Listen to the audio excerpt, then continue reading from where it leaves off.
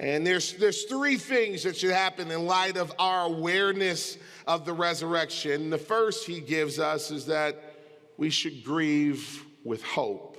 Look at what he says in verses 13 and 14. He says, "But we do not want you to be uninformed." Many translations translate that word uninformed as ignorant. We do not want you to be uninformed, uneducated, or ignorant, brothers, about those who are asleep. So here we're talking about death. That you may not grieve as others who do not have, others do who have no hope. For since we believe that Jesus died and rose again, even so, through Jesus, God will bring with him those who have fallen asleep. Paul says, I'm writing to you because I don't want you to be uninformed. I want you to be very, very clear. And what does he want them to be clear about? About those who have fallen asleep, those who are dead, or what happens at death and after death. And here's what he says. He says, and the practical implication of this is that it should change the way you grieve. Now, I want to debunk one false understanding of this that has been unfortunately popularized, and that is that this is somehow a prohibition against grieving at all. That if you are a Christian, you don't grieve when someone dies. That is not what Paul is saying at all. As a matter of fact, he leaves enormous space for grief. He leaves the door open for grief.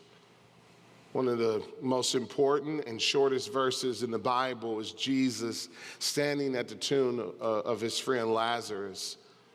And it says that Jesus wept. We grieve. We grieve over the reality that someone that we loved deeply will no longer be by our side, or that voice on the other side of the phone, or that good night at the end of the night, or that good morning at the beginning of the morning, or that support system when we're going through the trials of life. It's been said that grief is the final act of love that we give to someone we deeply cherish. That grief is the final act of love that we give to someone whom we deeply cherish. We grieve. We grieve if they've gone through a sickness, the brokenness of the body, and the pain that they had to endure as they approached the finish line. We grieve. And it's okay. And the sad reality is that either formally or informally, directly or indirectly, many of us have suppressed grief, much to the harm of our own soul. We have been taught a Timex theology that we take a licking and just keep on ticking. We pretend as if our hearts don't break. But Jesus wept, and he invites us to weep.